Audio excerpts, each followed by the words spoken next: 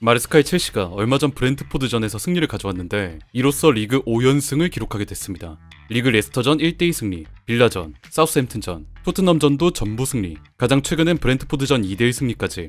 이번 시즌 마레스카의 첼시는 그야말로 패배를 잊어버린 듯한 모습이에요.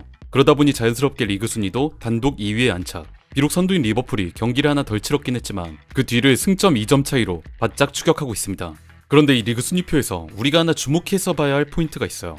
지금 전문가들이나 팬들이 마레스카의 첼시에 대해 높게 평가할 때 가장 인상적으로 보고 있는 부분, 바로 득점력입니다. 현재 첼시는 37득점에 19실점, 프리미어리그 전체 득점 1위를 달리고 있는 팀이에요. 이 득점 수치는 리그 다른 팀들은 물론이고 리그 순위 1위인 리버풀의 31득점보다도 높습니다. 리그 16경기 37득점이면 경기당 평균 2.3골, 즉 첼시는 지금 경기를 할 때마다 대략 2골 이상을 꾸준히 넣고 있다는 뜻이죠. 이게 상당히 의미 있는 수치인 게 많은 축구 전문가들이 얘기하는 축구 경기에서 득점의 정의 때문에 그래요. 체계화된 시스템과 전술이 정착된 현대 축구에서 어떤 한 팀이 상대 파이널 서드까지 올라가 득점을 올린다는 건 그 팀 시스템의 근본적인 목표, 마지막 마침표를 찍는 것과 같습니다. 예를 들어 한쪽 풀백을 안쪽으로 좁혀 미드필더 숫자를 늘리고 후방과 중원 지역에 안정감을 부여 아래에서 점유를 올려가면서 볼을 끌고 상대 진영으로 전진, 양쪽 윙어들을 넓게 벌리고 메잘라들이 하프 스페이스를 점유하면서 위협적인 찬스를 만든다. 이 시스템이 정상적으로 작동하냐 작동하지 못하냐, 이걸 가늠하는 가장 결정적인 척도를 얘기할 땐 축구 전술의 최종 목표인 득점이 수월하게 이루어지는지를 보면 시스템의 완성도를 어느 정도 평가할 수 있다는 거예요. 마레스카가 추구하는 체계적이면서도 유연한 시스템, 그걸 반영하듯 이번 시즌 첼시의 득점 시퀀스를 보면 굉장히 다양합니다. 최근 경기들에서 인상적이었던 득점 장면을 간단하게 저와 같이 보면서 확인해보시면 좋을 것 같아요. 첫 번째, 지공. 아무래도 마레스카가 높은 점유율과 안정적인 빌드업을 통한 축구를 강조하다 보니 지금 첼시 축구에서 가장 많이 나오는 그림 중 하나입니다. 하지만 지공 상황에서도 첼시는 한순간에 템포를 확 끌어올려서 상대 진영의 빈틈을 노리곤 하죠. 이 장면을 보시겠습니다. 아스톤빌라전, 첼시가 중원 하프라인 인근에서 볼을 소유하고 있는 상황이에요. 보시면 이 볼이 최전방에서 아래로 떨어지는 스트라이커 잭슨 쪽으로 바로 향하는데 잭슨과 상대 수비의 경합 때문에 흐른 볼이 카이세도에게 향합니다. 이후의 전개 과정이 굉장히 빠르고 체계적이었어요. 카이세도가 앞쪽에 있는 엔소에게, 엔소가 반대편 하프 스페이스에 있는 파머에게, 이후 파머가 침투하는 엔소에게 다시 리턴을 돌려주면서 엔소 페르난데스의 슈팅이 빌라의 골문을 꿰뚫습니다. 이걸 보시면 아시겠지만 측면 지역으로 빠지는 일도 없이 중앙 지역의 원터치 패스들로 굉장히 타이트하게 첼시가 볼의 전진을 이뤄냈어요.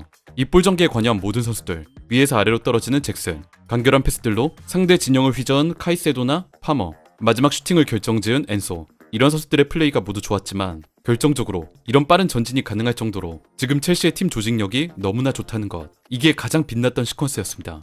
볼의 점유와 지공을 강조하는 팀들이 좋은 모습을 보여줄 때의 특징이 뭐냐면 볼을 끌면서 템포를 죽일 때와 갑자기 템포를 확 끌어올려 볼을 앞으로 전진시킬 때의 구분이 명확히 드러난다는 거예요. 지금 첼시가 이런 식으로 지공 상황에서 빠른 전진 플레이를 할 수 있다는 건 마레스카가 심어놓은 시스템이 정상적으로 작동하고 있다는 증거라 볼 수 있죠. 첼시의 두 번째 득점 패턴, 역습. 역습 같은 경우엔 의외로 첼시를 평가할 때 지공에 비해서 많이 주목받지 못하는 경우가 있습니다만 현재 첼시가 보여주고 있는 역습 시퀀스는 상당히 인상적입니다.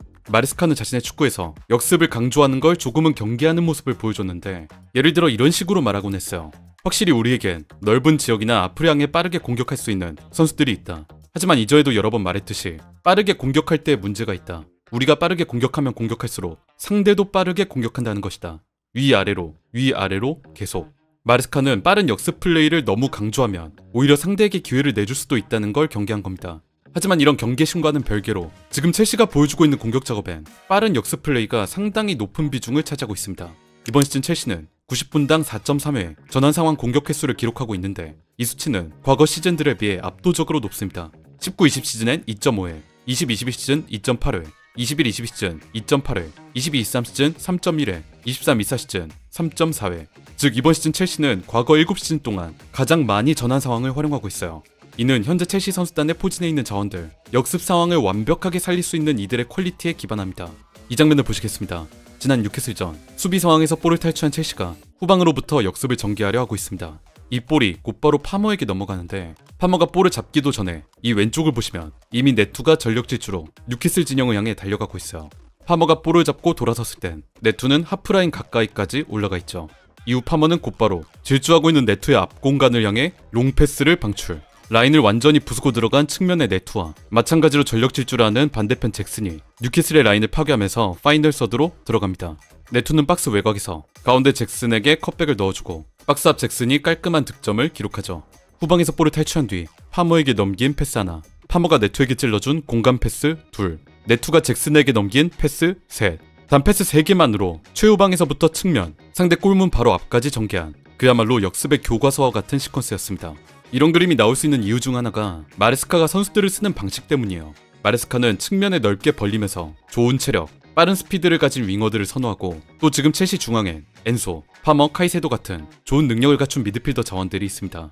이런 자원들이 후방에서부터 볼을 잡으면 아까 뉴캐슬 전의 그 장면처럼 좋은 미드필더가 볼을 잡고 빠른 윙어가 측면 넓게 벌려서 패스를 받아 파고드는 그림이 나올 가능성이 높죠. 지공과 역습의 조화라고 하면 지금 많은 분들이 슬롯의 리버풀을 떠올리실 텐데 저는 지금 마레스카의 첼시도 리버풀 못지않게 매우 강력한 역습 능력을 가지고 있다고 생각합니다.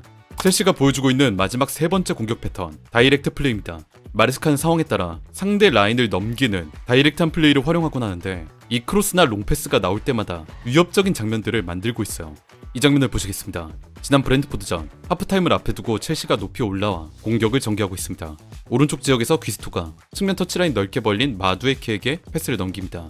볼을 잡은 마두에케는 볼을 몇 번 만지면서 자세를 굳혀잡더니 곧바로 박스를 향해 크로스를 올려줘요. 보시면 마두에케가 크로스를 올리려고 준비할 때 이미 박스 바깥에서부터 쿠쿠레아가 골문을 향해 침투 움직임을 가져가고 있었죠. 마두에케의 크로스는 박스 안으로 정확히 투입됐고 쿠쿠레아가 브렌트포드 수비진들 사이에서 머리에 볼을 맞추는데 성공, 첼시의 선제골을 터뜨렸습니다. 득점이라는 게 이렇게 쉬웠었나 싶을 정도로 깔끔하면서 다이렉트한 플레이였어요. 이런 다이렉트한 플레이가 나올 수 있었던 건 마레스카가 경기장을 활용하는 방식 때문입니다. 마두에케가 크로스를 올려주기 직전 장면을 다시 자세히 살펴보시면 양쪽 넓게 벌린 윙어들 마두에케와 산초의 존재가 브렌트포드의 최후방 수비라인 간격을 벌려놓습니다. 또 그나마 있는 박스 안 수비 자원들도 이미 그 공간을 차지하고 있는 잭슨 때문에 그에게 2명이 붙어있죠. 윙어들 때문에 벌려진 수비 간격과 박스 안에 있는 스트라이커, 이 때문에 브렌트포드의 박스 수비엔 미묘하게 생긴 틈이 있었습니다. 그 틈을 박스 바깥에서부터 파고든 쿠쿠레아가 공략, 멋진 헤더골을 터뜨릴 수 있었어요. 이번 시퀀스에선 마두에케가 크로스를 올려줬지만 측면으로 나간 파머나 엔소 같은 선수들이 크로스를 올릴 때도 있고 박스 침투도 쿠쿠레아뿐만 아니라 다른 선수들이 파고들 때도 많습니다. 이렇게 지공, 역습, 다이렉트한 크로스까지 첼시는 다양한 루트로 득점을 올리고 있어요. 그 결과가 리그 37득점, 전체 순위 2위, 강력한 시즌을 보내고 있죠. 다만 마레스카는 지금의 성적에 대해 굉장히 신중한 반응을 보여주고 있습니다. 개인적으로 그 말이 매우 인상 깊어서 같이 좀 말씀드리고 싶은데 리그 연승 행진을 기록하고 있는 최근 마레스카는 이런 발언을 남겼어요. 우리가 얼마나 많은 경기에서 이기든 나는 우리가 리그 우승 타이틀을 놓고 경쟁할 상태가 아니라고 생각한다. 리그 우승 후보라면 우리가 실점한 것과 같은 골들을 허용하지 않을 것이다. 나는 그런 경쟁의 압박을 좋아하지만 그럼에도 우리가 여러 이유 때문에 우승 경쟁을 위한 준비가 되어 있지 않다고 생각한다. 본인의 선수들이나 팬들을 향해 기대감을 낮추는 의도의 발언이었는데 일단 마레스카가 얘기한 첫 번째 이유는 팀의 실점이었어요.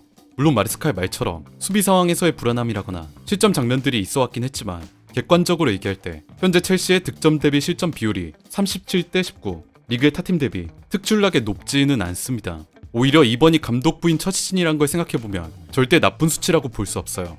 마레스카의 이 말, 우리는 우승 경쟁을 할 준비가 안 됐다. 제 귀엔 이 말은 역설적으로 우리는 반드시 다음 시즌부터 우승 경쟁에 참여할 것이다. 이런 일종의 각오처럼 들립니다. 내가 볼 땐 지금의 팀이 완벽하지 않으니 여러 시행착오를 거치면서 팀을 개선하고 다음 시즌부턴 더 나아진 그 팀으로 우승 타이틀에 도전하겠다. 현재 마레스카가 어떤 생각으로 첼시 팀을 운영하고 있는지 우리가 엿볼 수 있는 발언이에요. 이번 시즌의 첼시도 강력하지만 다음 시즌의 첼시가 더 기대되는 이유입니다. 엔조 마레스카가 첼시를 어떤 팀으로 만들어갈지 관심을 가지고 지켜봐야겠습니다.